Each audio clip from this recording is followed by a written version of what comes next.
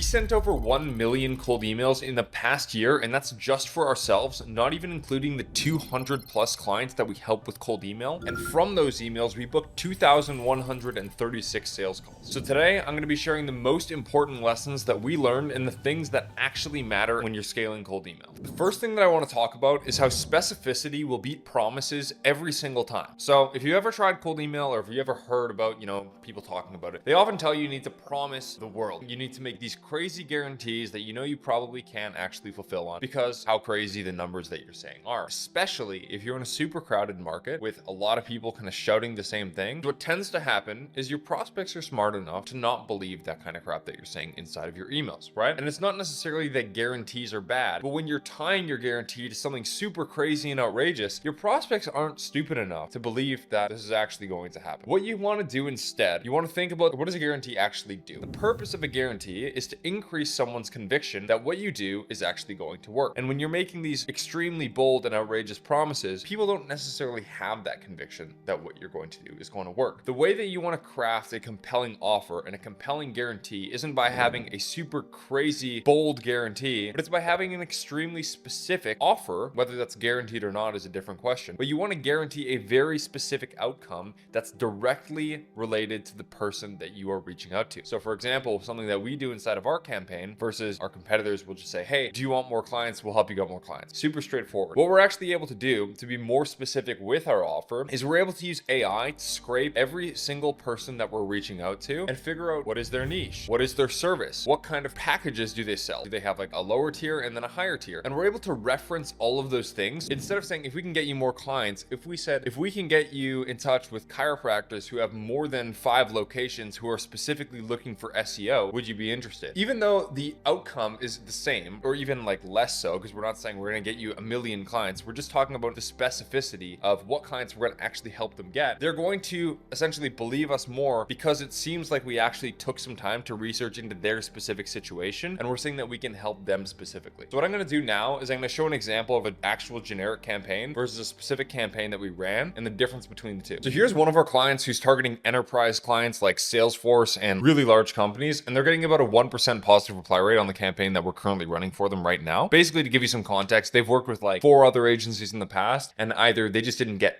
any results whatsoever, or the results that they did get were just people who were looking for something free. Basically, they weren't high intent leads. So the script that we actually built for them looks something like this. So essentially what they do for these large companies is they have a bunch of different podcasts that they basically do marketing for to help the podcasts get sponsors. They're reaching out to enterprise clients who want to sponsor their specific podcasts, right? But they have different types of podcasts that will make sense for different types of companies. We are looking at what the ICP of the company that we're targeting is by scraping that information from those companies and then relating that to what type of podcast it would make the most sense for. So they have all these different services. Each service will like make more sense depending on the people that they're reaching out to, if that makes sense. So if we're looking at this campaign, we're saying I'm closely connected with a few CMOs. And the reason why we're saying CMOs here is because this software company specifically targets CMOs. So we can actually look at what type of people, the people they're reaching out to want to target, who have a huge need for more product conversions. So the specific thing that their software helps with that we were able to scrape is more product conversions, right? We are basically tying this in. They want CMOs who are looking for more product conversions. We're saying basically how we can connect them to this show who will essentially help them get in touch with these CMOs. So I talk with them often through my show, which is this is the podcast, and then this is how many monthly viewers that it gets, right? So you see how we're taking specifically like who are they targeting? What does their software do? And then we're relating that to how we can specifically help them with one of the different services that we offer. You can see this is going to change,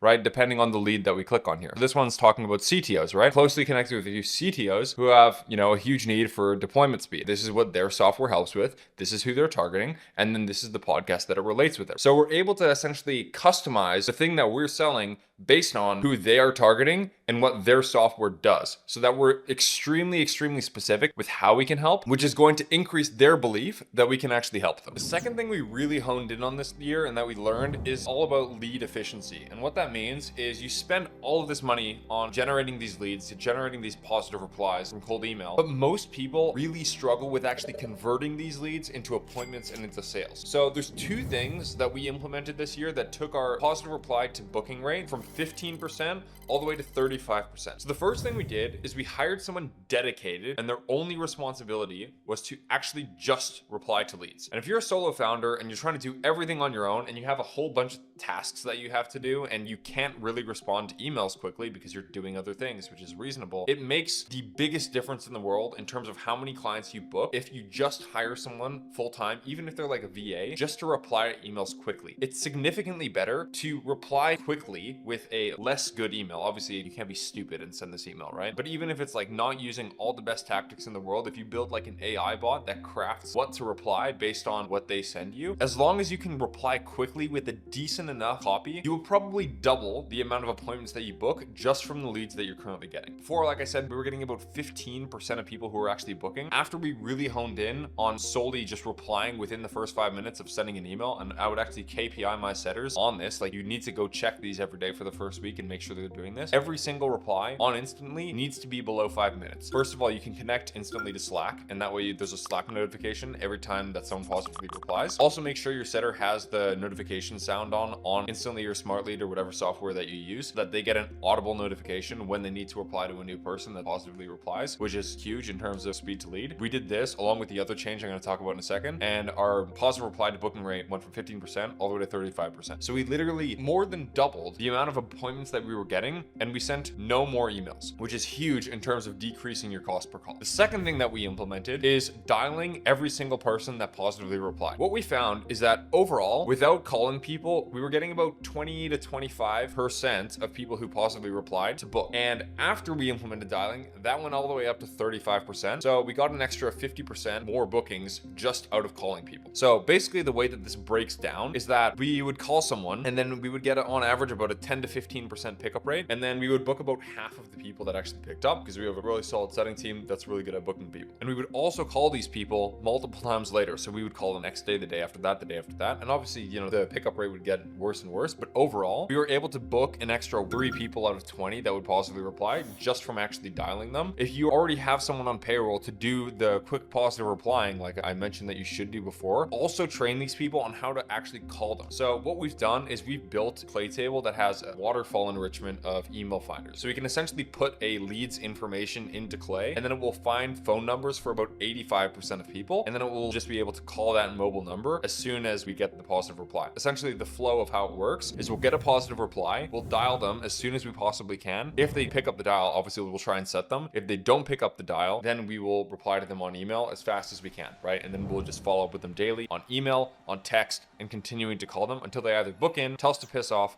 or ghost us for 14 days or more. The point is that if you're not doing these two things, you're basically throwing your money out the window, because you can be getting more than double the amount of appointments that you're currently getting without having to spend any more on email inboxes. And by the way, if you want our help implementing this into your company specifically, and you want to get access to our AI bot that will respond to positive replies without having to learn how to create the perfect message, and if you want our entire A to Z process on how we book over 300 appointments every single month, there's going to be a link down in the description that you can click, and it's just going to explain more information about what we do and how we work. Third and final lesson is you have to be using AI and personalization as much as humanly possible. We ran a few different tests on this, and we found that even if the AI personalization has nothing to do with what you're selling, obviously the example I showed you before basically combined AI and their service and the products that our client sells, and essentially combines those into something cohesive that all makes sense with each other. Even if the personalization has literally nothing to do with what you're selling, like if it's talking about something you saw on their website or something about their LinkedIn post, what we found is the positive reply rate is more than double on the campaigns that have personalization versus the campaigns that do not. And it's obviously even higher when your personalization is relevant to what you're actually selling. The bottom line is that if you're in 2026 and you're doing cold email, you have to use personalization as much as possible. You know, in 2020, the way to stand out was by promising the world and by making these crazy guarantees. 2026, if you want to stand out in your cold email and in your outreach, the only only way to do that is by being so specific that the other person has no choice but to believe that you can help them. Just to give you some ideas of AI personalization that's worked for some of our clients, a lot of our e-commerce clients that are getting a lot of results, like agencies targeting e-commerce stores, are mentioning specific products that these e-com companies have on their website and referencing those to get interest. A lot of our clients who are targeting software companies are talking about the different tiers of packages that they have. And a lot of software companies really like enterprise plans when they're,